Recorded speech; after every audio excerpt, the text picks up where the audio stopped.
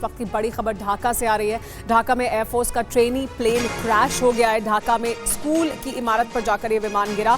Aircraft हादसे में pilot की मौत हो गई है। हादसे में कई लोगों के घायल होने की आशंका है, कई छात्रों के भी घायल होने की आशंका जाहिर की जा रही है, क्योंकि एक स्कूल की इमारत थी जिस पर आकर ये विमान गिरा। देखिए ये तस्वीरें किस तरह से ये जो ट्रेनी विमान था ये आकर गिरा एक स्कूल की इमारत पर, बांग्लादेश में ढाका में, जहां पर उस वक्त स्कूल में छात्र मौजूद थे। यहां से लोगों को बाहर निकाला जा रहा है, छात्रों को बाहर निकाला गया। राहत और बचाव का काम जारी है। इस हादसे में विमान क्रैश होने में पायलट की मौत हो गई है, ये जानकारी मिल रही है। ये ट्रेनी विमान था जो क्रैश हुआ है। पायलट की इस हादसे में मौत हो गई है और ये विमान देखिए किस तरह से आग लगी इस विमान में, क्योंकि ये जाकर गिरा एक स्कूल की इमारत पर। यहाँ पर उस वक्त बच्चे मौजूद थे स्कूल में। यहाँ से लोगों को बाहर निकालने का, राहत और बचाव का काम जारी है। एक और बड़ी खबर आपको इसी खबर से जुड़ी हुई बता दें। ढाका विमान हादसे में पायलट की मौत की जानकारी मिल रही है। FT-7 एयरक्राफ्ट के पायलट की तस्वीर अब सामने आ गई है। बांग्लादेश एयरफोर्स का ये ट्रेनी विमान था जो क्रैश हुआ है। FT-7 एयरक्राफ्ट के पायलट की देखिए ये तस्वीर भी अब सामने आ गई है। यही वो पायलट थे जो उस वक्त इस विमान को उड़ा रहे थे। ये ट्रेनी विमान था, FT-7 ट्रेनर विमान था। इस विमान के क्रैश होने में ये जो पायलट जिनकी तस्वीर हम आपको दिखा रहे हैं उनकी मौत हो गई है, ये जानकारी भी मिल रही है। ये विमान आकर गिरा एक स्कूल पर, स्कूल की इमारत पर, जहां पर उस वक्त छात्र मौजूद थे। स्कूल में जो छात्र मौजूद थे उन्हें बाहर निकालने का काम जारी है और राहत और बचाव का काम जारी है। एक और बड़ी खबर आपको बता दें कि ढाका में जो विमान क्रैश हुआ है दरअसल ये चीन में बना हुआ विमान है जो इस हादसे का शिकार हुआ है। FT-7 BGI ट्रेनर एयरक्राफ्ट है जो क्रैश हुआ है। तो ये चीन का बना हुआ विमान था, FT-7 ट्रेनर फाइटर जेट, जो ढाका में एक स्कूल की इमारत पर जाकर गिरा और क्रैश हो गया। क्रैश होने के बाद ये जाकर, माफ कीजिएगा, स्कूल की इमारत पर गिरा और इसमें कई जो छात्र हैं वो घायल हुए हैं, ऐसी जानकारी मिल रही है। ये आशंका जाहिर की जा रही है कि इसकी वजह से नुकसान हुआ है बड़ा।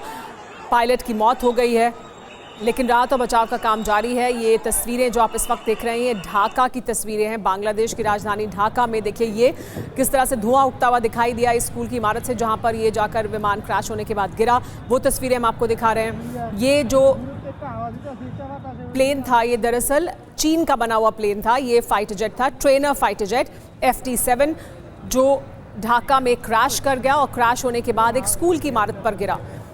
इस हादसे में, इस विमान हादसे में जो ट्रेनी पायलट था उसकी मौत हो गई है। पायलट की तस्वीर भी अब सामने आ गई है।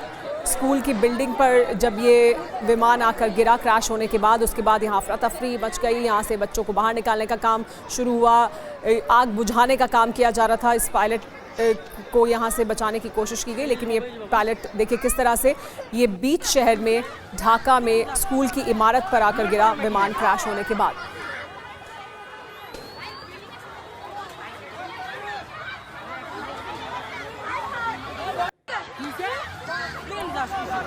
तो देखिए किस तरह से ये तस्वीरें हम आपको दिखा रहे हैं। यहाँ से अफरा तफरी मचने के बाद बच्चे स्कूल की इमारत से बाहर निकलकर भागते हुए दिखाई दिए।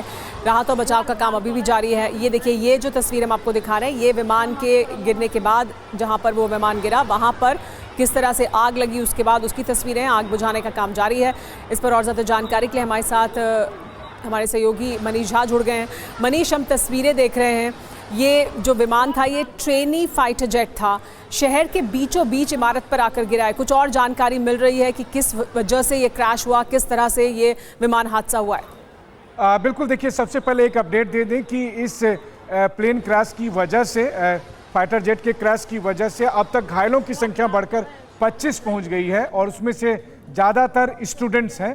तो अभी जो लोकल अथॉरिटी की तरफ से अपडेट किया गया है उसके मुताबिक इन 25 जो घायल थे, जिसमें काफ़ी संख्या में स्टूडेंट हैं, इनको आसपास के अस्पताल में भर्ती कराया गया है। ये संख्या और भी बढ़ सकती है क्योंकि रेस्क्यू का काम जारी है। अभी तक आधिकारिक तौर पर एक व्यक्ति जो कि पायलट हैं उनके मारे जाने की बात सामने आई है। ढाका के एक भीड़ भाड़ वाले रिहायशी इलाके में दियाबारी जो इलाका है वहाँ पर एक कंपाउंड में जहाँ पर कि स्कूल और कॉलेज की कॉमन बिल्डिंग है वहाँ पर ये प्लेन क्रैश होता है और ये फाइटर जेट जाकर बिल्डिंग के ठीक पास वाले जगह पर गिरता है और देखकर लग रहा है कि प्लेग्राउंड वाले इलाके में है।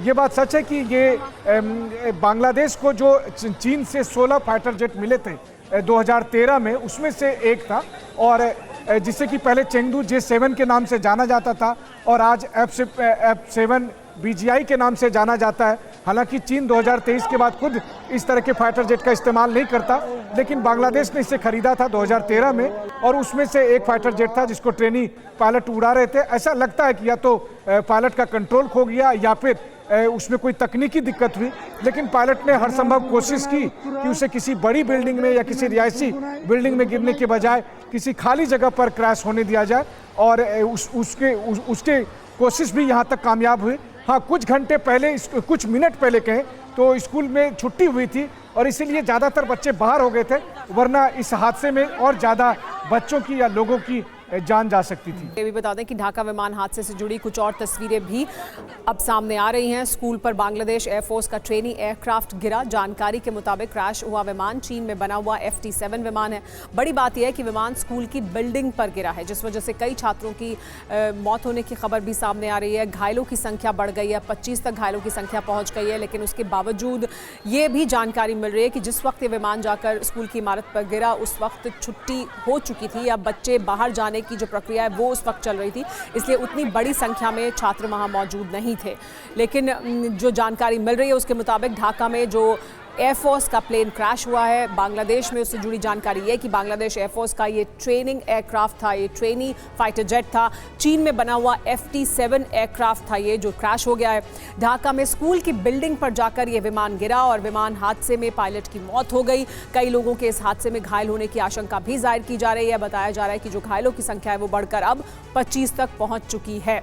लेकिन ढाका में जो प्लेन क्रैश हुआ है उससे जुड़ी कुछ और जानकारियां भी सामने आ रही हैं। ये जो प्लेन है ये किस तरह का प्लेन था, ये चीन में बना हुआ प्लेन है, इसके बारे में बताया जा रहा है। लेकिन चीन में बना FT7 BGI ट्रेनर विमान था। ये चेंगडू J7 विमान है। ये FT7 BGI तीसरी पीढ़ी का ये एयरक्राफ्ट है। विमान पास की हवाई सहायता के लिए इस्तेमाल होता है। FT7 BGI विमान MiG-21 की कॉपी माना जाता है। शेनयांग एयरक्राफ्ट कंपनी ने इस विमान को बनाया था। 1964 में पहली बार इस विमान का निर्माण किया गया था, और जैसा कि अभी मनीष आप हमें बता भी रहे थे कि इस विमान का खुद अब चीन इस्तेमाल नहीं करता है, लेकिन बांग्लादेश ने इस विमान को खरीदा था। ट्रेनिंग के लिए वो इस्तेमाल इसका करते थे। लेकिन चीन के विमान का इस तरह से क्रैश होना और चीन के ऐसे बहुत से और जो हथियार हैं या चीन में बना हुआ सामान, जिस तरह से जो प्लेन्स भी हैं, जो फाइटर जेट्स भी हैं, उनको लेकर भी समय समय पर सवाल उठते हैं, तो उससे भी जोड़कर क्या अब इसको भी देखा जाएगा? बिल्कुल देख सकते हैं आप। देखिए, वैसे तो तीसरी पीढ़ी का ये लड़ाकू विमान था और आज की तारीख में दुनिया 5वीं पीढ़ी की लड़ाकू विमान को तैयार कर रहे हैं। तो वैसे में जाहिर है कि पुरानी टेक्नोलॉजी से जुड़ी कंपनी थी। MiG-21 की कॉपी बताई जा रही है, तो कॉपी ही होती है। खुद MiG-21 के अस्तित्व को लेकर कई बार सवाल उठते हैं, लेकिन हाँ, इसमें कोई दो राय नहीं कि चीन के फाइटर जेट हो, चीन के हथियार हो या फिर चीन की टेक्नोलॉजी है, उसको लेकर बहुत बार दुनिया भर में सवाल उठे हैं। तो हो सकता है कि इस घटना के बाद उन तमाम सवालों से जुड़ा हुआ जो बहस है वो और अधिक तेज हो। लेकिन हाँ, ये भी बात है कि चीन ने बहुत से मामले में, बहुत सी टेक्नोलॉजी में जो है सो अमेरिका को भी पछाड़ा है। लेकिन मैं मानता हूँ कि कोई भी फाइटर जेट को लेकर आप ये कह सकते हैं कि ट्रेनिंग के दौरान इस तरह के हादसे होते हैं। हमने देखा है कि दुनिया में सबसे अधिक जो अत्याधुनिक लड़ाकू विमानों की श्रेणी में शामिल किया जाता है F-35। उसके साथ पिछले कुछ महीने पहले ट्रेनिंग के दौरान इस तरह के हादसे हुए थे। असल बात यह है कि इसमें तारीफ करनी होगी पायलट की।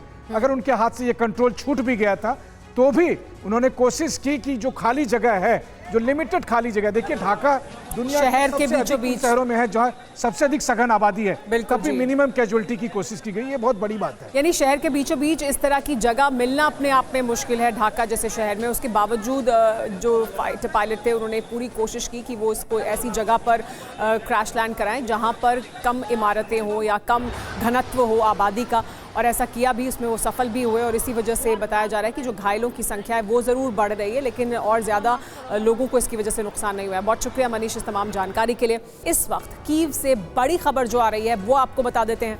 अब तक रूस यूक्रेन युद्ध की जो बड़ी खबर वो ये है कि रूस ने यूक्रेन पर बहुत बड़ा हमला कर दिया है। कीव पर रूस ने बड़ा ड्रोन हमला किया है। कई रिहायशी इमारतें नेस्तनाबूद कर दी गई हैं। लिविस्की क्वार्टर में भीषण तबाही हुई है। रिहायशी कॉम्प्लेक्स में हमले से आग लग गई। यूक्रेन ने एक तरफ बड़ा ड्रोन अटैक किया रूस पर, तो रूस की तरफ से भी कीव पर बड़ा ड्रोन अटैक किया गया है। रिहायशी कॉम्प्लेक्स में किस तरह से आग लगी, देखिए उसकी तस्वीरें सामने आई हैं। कीव में ये ड्रोन अटैक रूस द्वारा किया गया और अलग अलग कई जगह पर ये हमले ड्रोन द्वारा किए गए। एक और बड़ी खबर, कीव पर ड्रोन हमले की एक और तस्वीर सामने आ गई है। ड्रोन हमले के बाद जबरदस्त धमाका हुआ है कीव में। हमले के बाद धुएं का गुबार उठता हुआ दिखाई दिया। तो देखिए किस तरह से यूक्रेन रूस पर ड्रोन से हमले कर रहा है। रूस यूक्रेन के राजधानी कीव पर लगातार हमले कर रहा है, ड्रोन का इस्तेमाल कर रहा है। और देखिए ये एक और तस्वीर जो दिखाती है कि किस तरह से ड्रोन द्वारा हमला किया गया और इमारत से आग का गोला उठता हुआ दिखाई दिया। ये बड़े हमले ड्रोन के जरिए किए गए हैं। दोनों एक दूसरे पर, यूक्रेन और रूस एक दूसरे पर ड्रोन से अटैक कर रहे हैं। एक और बड़ी खबर, कीव के पास मालियुन्स्का पर जोरदार हमला किया गया। 15 शाहिद ड्रोन से ताबड़तोड़ प्रहार किया गया। KH-101 क्रूज मिसाइलों से भी विध्वंसक अटैक किया गया है।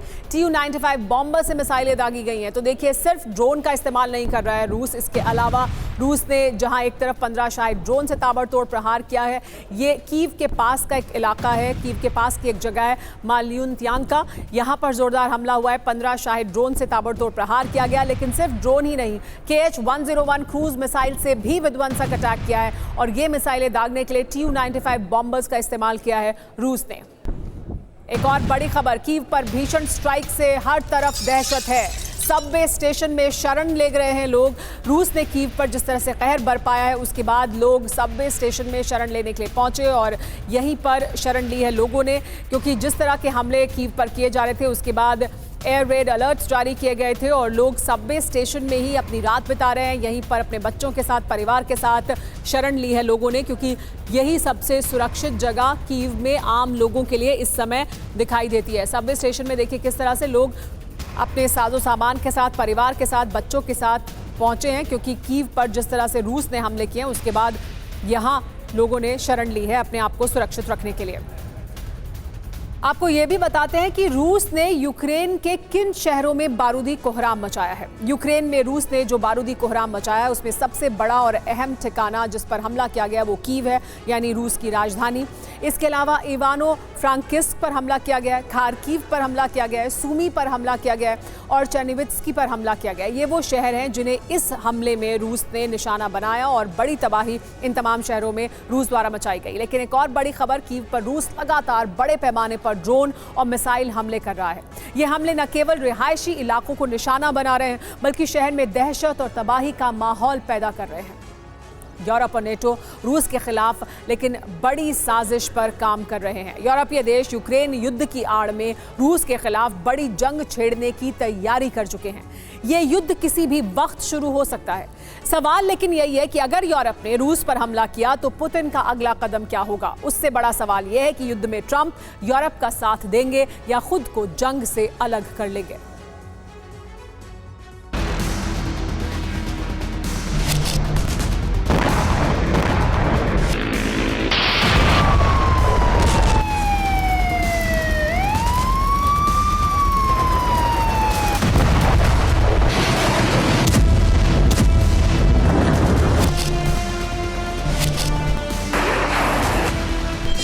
रूस और यूरोप में जंग तय मानी जा रही।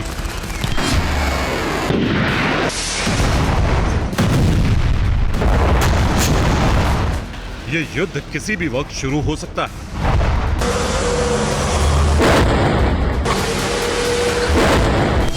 कई ऐसे कारण हैं जिनकी वजह से रूस और यूरोपीय देशों में बड़ी जंग की आशंका बढ़ गई।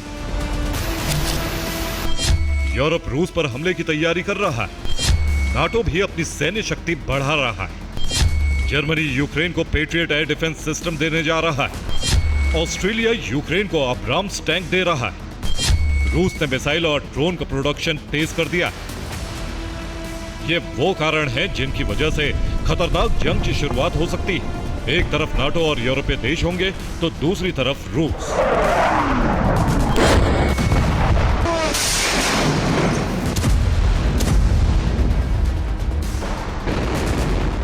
इटली के पत्रकार फैब्रिजियो फोग्गी ने एक लेख लिखकर बड़ी जंग का अलार्म बजा दिया। फैब्रिजियो ने अपने लेख में लिखा कि यूक्रेन जंग की आड़ में यूरोपीय देश रूस पर हमले की तैयारी कर रहे हैं।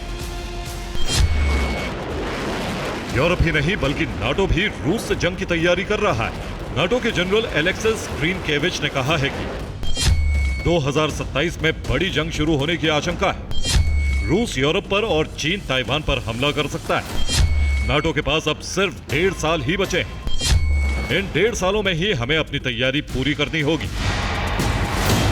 नाटो न सिर्फ खुद की सैन्य शक्ति बढ़ा रहा है बल्कि यूक्रेन को भी ताकतवर बना रहा है ताकि यूक्रेन युद्ध में रूस लंबे समय तक उलझा रहे और नाटो को तैयारी करने का पर्याप्त समय मिल जाए। यही वजह है कि जर्मनी यूक्रेन को सुरक्षा के लिए पेट्रियट एयर डिफेंस सिस्टम देने जा रहा है, तो ऑस्ट्रेलिया अब्राम्स टैंक की सप्लाई कर रहा है।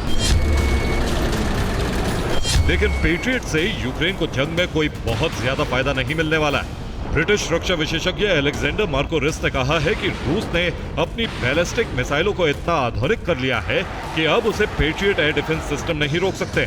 और इस वक्त बड़ी खबर देश से आ रही है। ऑपरेशन सिंदूर पर संसद में चर्चा होगी। अगले हफ्ते संसद में ऑपरेशन सिंदूर पर चर्चा मुकर्रर की गई है। राज्यसभा और लोकसभा दोनों जगह चर्चा होगी। लोकसभा में 16 घंटे ऑपरेशन सिंदूर पर चर्चा होगी तो राज्यसभा में 9 घंटे ऑपरेशन सिंदूर पर चर्चा होगी। विपक्ष ने ये मांग रखी थी कि ऑपरेशन सिंदूर पर चर्चा हो।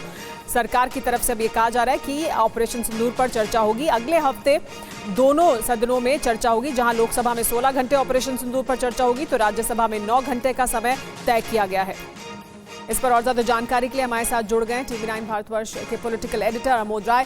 अमोद, ये मांग थी, बहुत अहम और प्रमुख मांग थी विपक्ष की कि ऑपरेशन सिंदूर पर चर्चा की जाए। अब चर्चा के लिए समय निर्धारित कर दिया गया है, तो क्या अब हम देखेंगे कि और सुचारू रूप से संसद को चलाया जाएगा या चलेगी? निश्चित तौर देखिए सुमेरा, लगातार ये मांग विपक्ष की तरफ से किया जा रहा था कि ऑपरेशन सिंदूर और पहलगाम मुद्दे को लेकर व्यापक चर्चा होनी चाहिए थी और सरकार की तरफ से लगातार इस बात का आश्वासन भी दिया जा रहा था कि इस मुद्दे पर सरकार पीछे नहीं हटेगी और चर्चा व्यापक ही होगी। सरकार इस पर बेहतर जवाब भी देना चाहती है और सरकार की तरफ से डे 1 से इस मुद्दे को लेकर लगातार कहा जा रहा है कि वो पीछे नहीं हटना चाहती है। इस मुद्दे पर बातचीत करना सदन में होना चाहिए और ये एक तरह से तय हो गया कि लोकसभा में 16 घंटे और राज्यसभा में 9 घंटे दोनों ही सदनों में ये बहस होगा और उस पर सरकार की तरफ से माकूल जवाब भी दिया जाएगा। लेकिन अभी तारीखों को लेकर थोड़ा उहापोह है कि किस दिन होगा, लेकिन इसका समय जरूर मुकर्रर कर लिया गया है कि कितने कितने घंटे, यानी दो दिन की चर्चा राज्यसभा में होगी और 1 दिन की चर्चा पूरा 2 दिन की चर्चा लोकसभा में होगी और 1 दिन पूरा चर्चा राज्यसभा में होगा। ये तय कर लिया गया है। सुमेरा जी, बहुत शुक्रिया अमोद इस तमाम जानकारी के लिए। लेकिन इस बीच आपको ये भी बता दें कि ऑपरेशन सिंदूर पर संसद में अब चर्चा होगी, ये तय हो गया है। आज प्रधानमंत्री मोदी ने संसद सत्र की शुरुआत से पहले ऑपरेशन सिंदूर पर सेना के शौर्य का जिक्र किया था। तो पहलगाम आतंकी हमले पर पाकिस्तान की पोल भी खोली थी। आपको सुनवाते हैं पीएम मोदी ने क्या कहा। पूरी दुनिया ने भारत की सैन्य शक्ति का, भारत के सैन्य के सामर्थ्य का रूप देखा है। ऑपरेशन सिंदूर में भारत की सेना ने जो लक्ष्य निर्धारित किया था 100% अचीव किया। आतंकियों के आकाओं के घर में जाकर के 22 मिनट के भीतर भीतर ऑपरेशन सिंदूर के तहत उसको जमींदोज कर दिया गया। पहलगाम की क्रूर हत्या, अत्याचार, नरसंहार, पूरी दुनिया चौंक उठी थी। आतंकवादी और आतंकवादी के आके दुनिया का ध्यान उनकी तरफ केंद्रित हुआ था और उस समय दल हित छोड़ करके देश हित में हमारे ज्यादातर दलों के प्रतिनिधि, ज्यादातर राज्यों के प्रतिनिधि विश्व भ्रमण किया, दुनिया के अनेक देशों में गए और एक स्वर से दुनिया के सामने आतंकवादियों का आका पाकिस्तान को बेनकाब करने का एक बहुत सफल अभियान चलाया कि देश ने एकता की ताकत देखी है, एक स्वर का सामर्थ्य क्या होता है देखा है। तो सदन में से भी सभी माननीय सांसद उसको बल दें, उसको आगे बढ़ाएं। और मैं जरूर कहूंगा, राजनीतिक दल अलग अलग है, हर एक का अपना एक एजेंडा है, अपनी एक भूमिका है, लेकिन मैं इस वास्तविकता को स्वीकार करता हूं कि दल हित में मत भले न मिले, लेकिन देश हित में मन जरूर मिले। और अब एक बार फिर बात करते हैं युद्ध के मैदान में क्या कुछ हो रहा है। रूसी हमले से कीव में भारी तबाही हुई है। हमले में एक शख्स की मौत हो गई है, 2 लोग घायल हुए हैं। शेवचेंस्की में रिहायशी इमारत तबाह हो गई है। डेनिप्रोवस्की में भी भारी नुकसान हुआ है। तो देखिए किस तरह से ये वो इलाके हैं जहां पर कीव में हमले किए गए और उसकी वजह से ये जो रिहायशी इमारत है वो तबाह हो गई है। इसकी तस्वीरें भी अब सामने आई हैं। रूस ने ये हमला किया कीव पर। यूक्रेन द्वारा भी बड़ा हमला रूस पर किया गया था ड्रोन द्वारा, लेकिन रूस ने एक और विध्वंसक अटैक किया है। रूसी हमले में एक शख्स की मौत हुई है, ये जानकारी मिल रही है। यूक्रेन में हमले के बाद मेट्रो स्टेशन को बंद कर दिया गया। मेट्रो स्टेशन को हमले से नुकसान पहुंचा था। ये जानकारी मिल रही है कि कीव में जो हमला किया गया रूस द्वारा, वहां पर एक शख्स की मौत हो गई है। इसकी वजह से मेट्रो स्टेशन को भी नुकसान पहुंचा और उस मेट्रो स्टेशन को बंद कर दिया गया है। यूरोप से युद्ध की तैयारी में जुटा हुआ है रूस। रूस ने शुरू कर दिया है ड्रोन का प्रोडक्शन और ज्यादा बड़ी तादाद में। गेरॉन 2 ड्रोन का मास प्रोडक्शन शुरू कर दिया गया है रूस द्वारा। देखिए किस तरह से इस युद्ध में हम लगातार देख रहे हैं कि ड्रोन का इस्तेमाल सबसे ज्यादा हो रहा है, रूस द्वारा भी, यूक्रेन द्वारा भी। और देखिए ये तस्वीरें जारी की गई हैं रूस द्वारा। बताया गया कि किस तरह से मास प्रोडक्शन ड्रोन का किया जा रहा है रूस में। यूरोप में जिस तरह का तनाव है, यूरोप के साथ क्या किसी बड़े युद्ध की आशंका के तहत रूस द्वारा ये और बड़ी तैयारी की जा रही है। ड्रोन उत्पादन में तेजी ला रहे हैं पुतिन। बड़ी तादाद में ड्रोन का निर्माण किया जा रहा है। गेरॉन 2 ड्रोन का प्रोडक्शन बढ़ा दिया गया है रूस द्वारा। यही वो ड्रोन है जिसकी शक्ति का इस्तेमाल कर रूस यूक्रेन पर भी लगातार हमले कर रहा है। लेकिन कीव पर रूस के ड्रोन हमले बहुत विध्वंसक होते जा रहे हैं। चारों ओर तबाही मची है। पिछले साल जून में 332 ड्रोन हमले रूस ने किए थे, तो इस साल जून में 5337 अटैक किए हैं। 2024 में पूरे जून में जितने हमले हुए, 2025 में वो एक दिन में हो रहे हैं। 17 जून से 29 जून तक हमले और तेज हो गए हैं। जून 2024 में कुल 332 अटैक हुए, जबकि इस साल 17 जून को एक ही दिन में 440 अटैक किए गए ड्रोन द्वारा। 27 जून को 363 हमले, जबकि 29 जून को 477 हमले हुए ड्रोन का इस्तेमाल किया गया। बड़ी बात यह है कि जून 2024 में जितने ड्रोन हमले हुए उतने अब एक दिन में हो रहे हैं। रूस के शाहिद, गेरॉन और गर्पिया ड्रोन तबाही मचा रहे हैं। रूस हर रोज 70 ड्रोन बना रहा है और इस तरह से ड्रोन वॉर ये चल रहा है रूस और यूक्रेन के बीच। लेकिन कीव के हर जिले में धमाके हो रहे हैं। किंजल मिसाइलों से बारूदी बारिश की जा रही है। एंटोनीव में एयर डिफेंस नाकाम होता हुआ दिखाई दे रहा है। तो देखिए सिर्फ ड्रोन का ही लेकिन रूस इस्तेमाल नहीं कर रहा है, मिसाइल से भी हमले कर रहा है। किंजल मिसाइलों से देखिए किस तरह से बारूदी बारिश की गई और जो एयर डिफेंस सिस्टम है वो एंटोनीव में लग रहा था कि पूरी तरह से नाकाम हो गया इस मिसाइल अटैक के सामने।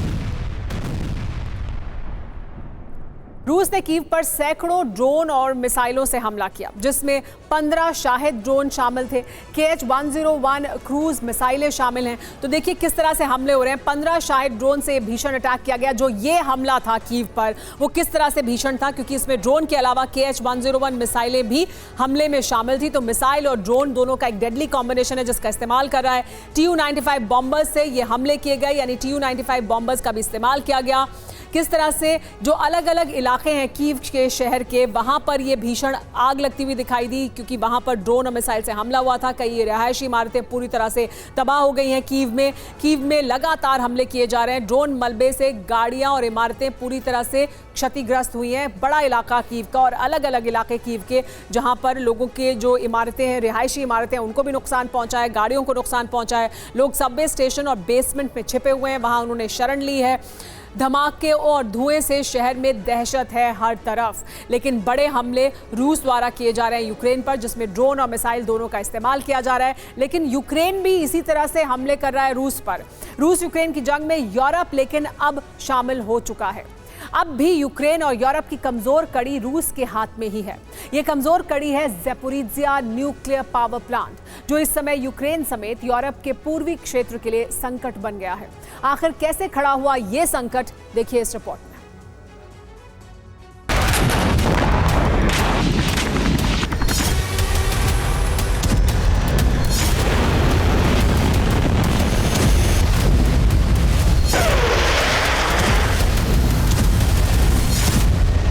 रूस यूक्रेन की जंग में ज़ैपोरिज़िया ही एक ऐसा क्षेत्र है जो यूक्रेन समेत पूरे यूरोप के लिए संकट का कारण बना हुआ है। रूसी सेना की यूक्रेन में एंट्री के साथ ही ज़ैपोरिज़िया के न्यूक्लियर पावर प्लांट पर कब्जा हो गया और तब से अब तक ये न्यूक्लियर पावर प्लांट रूसी सेना के ही कब्जे में है, जिसका परिणाम ये है कि यूक्रेन न्यूक्लियर पावर प्लांट पर हमला नहीं कर सकता। अगर हमला करता है तो यूक्रेन ही रेडिएशन की चपेट में होगा। बावजूद इसके हर बार कुछ ऐसा होता है जिससे ज़ैपोरिज़िया न्यूक्लियर पावर प्लांट के जरिए यूक्रेन का खतरा बढ़ता है। इस बार फिर ऐसा ही न्यूक्लियर खतरा खड़ा हुआ है। ज़ैपोरिज़िया न्यूक्लियर पावर प्लांट की बिजली आपूर्ति ठप हो चुकी है। इस समय प्लांट को इमरजेंसी जनरेटर से पावर सप्लाई की जा रही है। इन्हीं जनरेटर्स के जरिए रिएक्टर की कूलिंग व्यवस्था शुरू की गई। लेकिन हालात यही बने रहे तो फिर बिना किसी न्यूक्लियर हमले के यूक्रेन और यूरोप के कुछ हिस्सों की न्यूक्लियर तबाही तय है, जिसके संकेत ज़ैपोरिज़िया प्लांट के आसपास बने घने धुएं के बादल भी दे रहे हैं। ऐसा इसलिए कहा जा सकता है क्योंकि ये धुएं के बादल बता रहे हैं कि न्यूक्लियर प्लांट पहले से ज्यादा ऑपरेशनल है, और अगर ये ऑपरेशनल है तो फिर रिएक्टर्स को ज्यादा कूलिंग चाहिए, और अगर कूलिंग व्यवस्था ठीक नहीं हुई तो रिएक्टर ब्लास्ट कर जाएंगे। इस स्थिति में न्यूक्लियर रेडिएशन पश्चिमी यूक्रेन को अपनी चपेट में ले लेगा। यही नहीं, यूरोप के पूर्वी क्षेत्र तक भी रेडिएशन फैल सकता है। हालांकि ब्लैकआउट का कारण कोई हमला नहीं, इसीलिए माना जा रहा है कि जल्द ही बिजली को रिस्टोर कर लिया जाएगा और ज़ैपोरिज़िया का न्यूक्लियर संकट किसी भीषण आपदा में बदलने से पहले ही खत्म हो जाएगा। लेकिन ऐसा नहीं हुआ तो फिर यूक्रेन चेरनोबिल के बाद दूसरी बार ऐसी तबाही का सामना करेगा जो किसी युद्ध से भी ज्यादा भीषण होगी। Bureau report, TV9 Bharatvarsh. रूसी रक्षा मंत्रालय ने दावा किया है कि रूसी सेना ने यूक्रेन के पूर्वी डोनेस्क क्षेत्र में बेलाहोरा गांव पर कब्जा कर लिया है। RIA नोवोत्स्की न्यूज एजेंसी के हवाले से ये खबर सामने आ रही है, जिसमें बताया जा रहा है कि इस इलाके पर पूर्वी डोनेस्क में बेलाहोरा गांव है, जहां पर कब्जा कर लिया गया है। रूसी रक्षा मंत्रालय ने यह बड़ा दावा किया है, बताया कि कैसे रूस की सेना ने इस गांव पर, इस इलाके पर कब्जा कर लिया है। तो रूसी रक्षा मंत्रालय ने यह बड़ा दावा किया, जिसमें बताया कि यूक्रेन के पूर्वी डोनेस्क क्षेत्र में बेलाहोरा गांव पर कब्जा हो गया है। रूस अब लेकिन यूरोप के हिसाब से प्लान बना रहा है। ड्रोन उत्पादन में तेजी ला रहे हैं पुतिन, और सबसे ज्यादा गेरोन 2 ड्रोन का प्रोडक्शन किया जा रहा है। क्या ये किसी बड़े युद्ध की तैयारी है, यही है बड़ा सवाल। और क्या ये बड़ा युद्ध यूरोप के साथ होने वाला है, इसकी आशंका है, और इसी वजह से पुतिन अपने आप को तैयार कर रहे हैं, ड्रोन प्रोडक्शन बढ़ा रहे हैं। खासतौर पर गेरोन 2 ड्रोन का प्रोडक्शन रूस द्वारा तेजी से बढ़ाया गया है।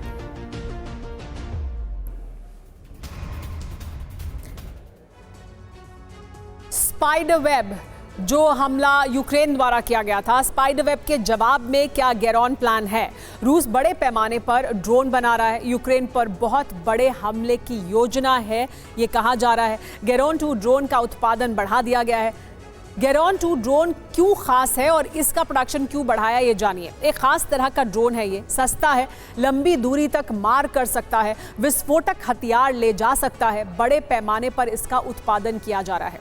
रूस की ड्रोन शक्ति क्या है? हर महीने उत्पादन की क्षमता है 2700 शाहिद ड्रोन बना सकता है, 2500 डेकॉय ड्रोन बना सकता है।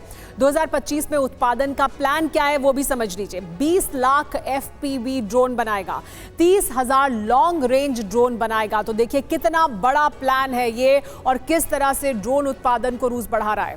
यूक्रेन में विनाश का सबसे भयावह दौर ऐसा लगता है कि शुरू होने वाला है। जर्मन कमांडर का दावा है कि व्लादिमीर पुतिन यूक्रेन में हर रोज 2000 ड्रोन से हमले करने की तैयारी में है। हालांकि इससे पहले ही यूक्रेनी राष्ट्रपति ने मॉस्को पर ड्रोन हमले शुरू कर दिए हैं। ज़ेलेंस्की की ड्रोन ब्रिगेड ने बीती रात रूस की राजधानी पर कई ड्रोन अटैक किए। हमलों की वजह से मॉस्को के सभी एयरपोर्ट कई घंटे के लिए बंद भी कर दिए गए।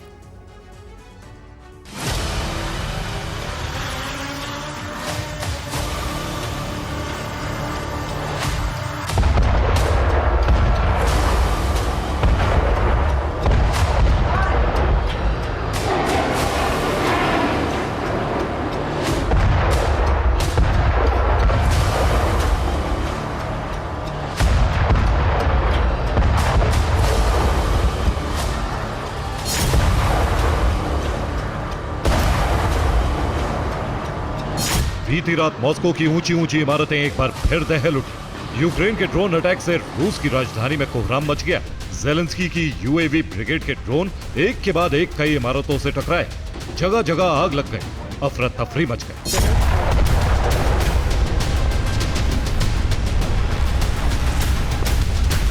ये मॉस्को पर हुए ड्रोन हमलों का वीडियो है।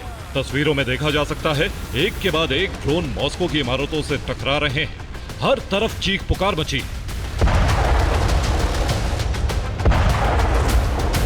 कई ड्रोन मॉस्को के एक अपार्टमेंट की पार्किंग में गिरे, जिसकी वजह से कई गाड़ियों में आग लग गई।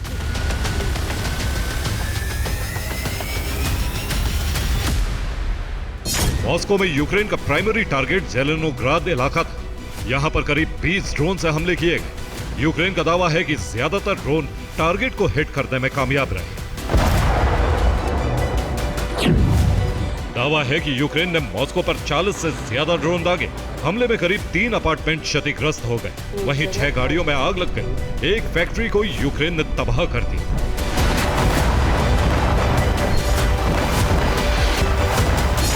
मॉस्को का ड्रोन हमला कितना भीषण था, इसका अंदाजा इसी बात से लगाया जा सकता है कि हमले के करीब 6 घंटे बाद तक मॉस्को के सभी एयरपोर्ट्स को बंद कर दिया गया। सभी फ्लाइट्स रद्द कर दी गई, जिसके बाद पूरी रात लोग एयरपोर्ट पर फ्लाइट्स दोबारा शुरू होने का इंतजार करते रहे।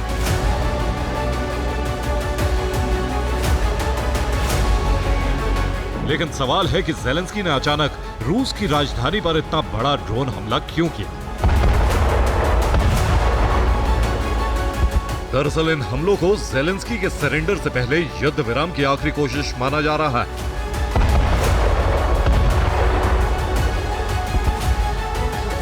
रूस यूक्रेन में सबसे भीषण हमलों का दौर शुरू करने वाला है। यह दावा जर्मन कमांडर क्रिश्चियन फ्रूडिंग ने किया।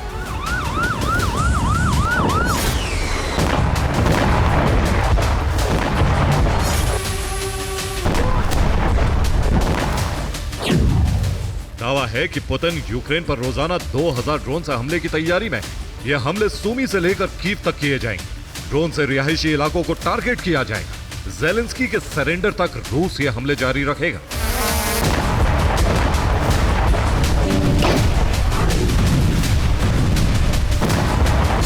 दावा है कि साल 2023 में ही पुतिन ने यूक्रेन पर भीषण ड्रोन हमलों का प्लान तैयार कर लिया था।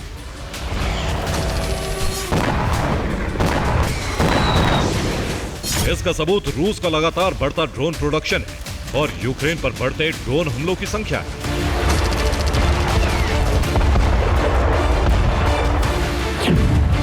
साल 2022 में रूस ने 1 लाख से कम ड्रोन का उत्पादन किया था, जबकि 2025 में रूस ने 20 लाख से ज्यादा ड्रोन बनाने का लक्ष्य रखा है। वहीं सितंबर 2022 से अगस्त 2023 के बीच रूस ने 2000 शाहिद ड्रोन से हमले किए थे, जबकि सिर्फ जून 2025 में रूस ने 5337 ड्रोन यूक्रेन पर दागे।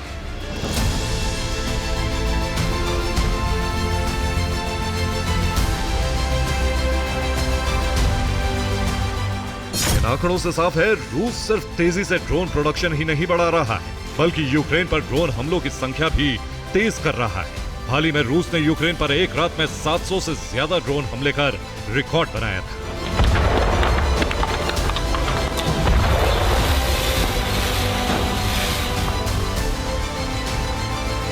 इधर अमेरिका के क्विंसी इंस्टीट्यूट की विशेषज्ञ एल्बर्ट रोकोवंस्की ने अपनी एक रिपोर्ट में बड़ा दावा किया है, जिसके मुताबिक यूक्रेन को भेजे जाने वाले हथियार काफी नहीं, ये जंग में यूक्रेन की स्थिति को नहीं बदल सकते।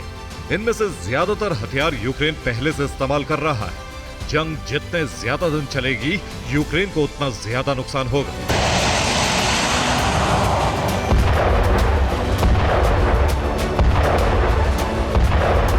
अमेरिकी राष्ट्रपति ने भले ही यूक्रेन को हथियारों की सप्लाई शुरू कर दी, लेकिन लगातार सामने आ रही रिपोर्ट्स ज़ेलेंस्की की हार की तरफ इशारा कर रही हैं, जो भविष्य में कभी भी हो सकती है।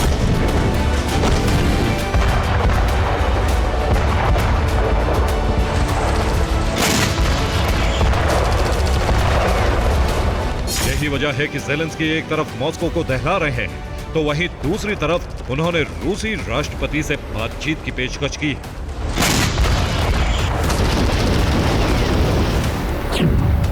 मॉस्को पर हमले के बाद ज़ेलेंस्की ने पुतिन को ऑफर दिया है, पुतिन से आमने सामने बैठकर बात करने की पेशकश की।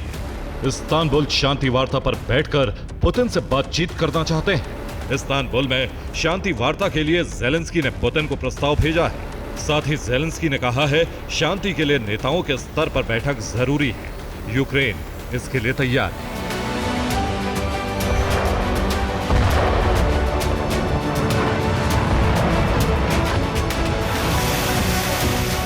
हालांकि रूस ने अभी तक ज़ेलेंस्की के इस प्रस्ताव पर कोई जवाब नहीं दिया, लेकिन मॉस्को पर हमले से आक्रोशित पुतिन ने यूक्रेन को दहलाना शुरू कर दिया है।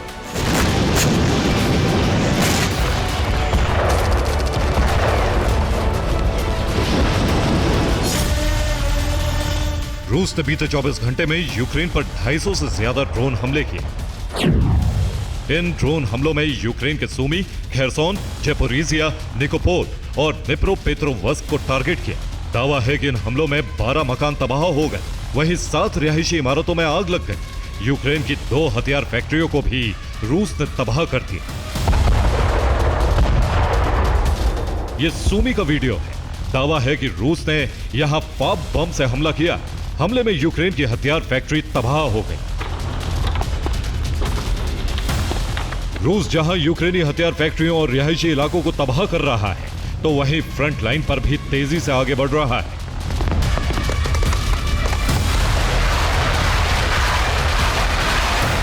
सूमी, जेपोरिजिया, डिनिप्रोपेट्रोवस्क, डोनेत्स्क, खेरसोन और मिकोलेव में रूसी सेना को जबरदस्त बढ़त मिली। यहां कई नए इलाकों पर रूस ने कब्जा कर लिया है।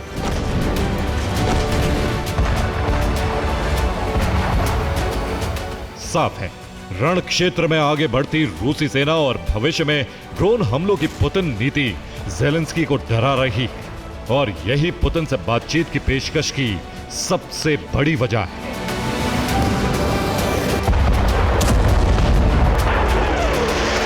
Bureau report, TV9 Bharatvarsh. रूस पर यूक्रेन ने ड्रोन अटैक की बौछार कर दी है। कई ड्रोन अटैक को नाकाम करने का दावा किया जा रहा है। यूक्रेन ने मॉस्को की तरफ भेजे हैं 40 से ज्यादा ड्रोन। रूस की तरफ से दावा यह किया जा रहा है कि उसने काफी ड्रोन मार गिराए हैं, लेकिन 40 से ज्यादा ड्रोन यूक्रेन ने रूस की तरफ भेजे, मॉस्को की तरफ भेजे। ये बड़ा हमला मॉस्को में देखिए हुआ है, और कई जगह किस तरह की तस्वीरें सामने आई हैं मॉस्को में हुए इस ड्रोन अटैक के बाद, वो हम आपको इस वक्त दिखा रहे हैं। यूक्रेन के ड्रोन अटैक से रूस का ये दावा है कि उसने इन ड्रोन को मार गिराया है। कुल ड्रोन हमले जो अब तक नाकाम किए गए रूस द्वारा, जिसका रूस दावा कर रहा है, वो 43 हैं। ब्रियांस्क में ड्रोन तबाह किए हैं 17, ये बताया जा रहा है। ओरियोल के पास ड्रोन इंटरसेप्ट किए हैं 14, इनकी संख्या बताई जा रही है। मॉस्को के पास ड्रोन को नष्ट किया है, जो 7 की संख्या है। और कलुगा इलाके में 4 ड्रोन तबाह किए हैं यूक्रेन ने, जो भेजे थे रूस की तरफ। बेलगोरोद क्षेत्र में भी 1 ड्रोन को नष्ट किया गया है। रूस में लेकिन ड्रोन अटैक की दहशत है। किस तरह से देखिए, एक हवाई अड्डा एक बार फिर बंद कर दिया गया रूस में, चेल्नोग्राद और इस तरह में धमाके सुने गए हैं। इसकी वजह से दहशत दिखाई दे रही है। शेरेमेतियेवो हवाई अड्डे को एक बार फिर बंद किया गया है। जेलनोग्राद और इस तरह में धमाके सुने गए हैं। इन ड्रोन हमलों की वजह से रूस में दहशत दिखाई दे रही है हर तरफ।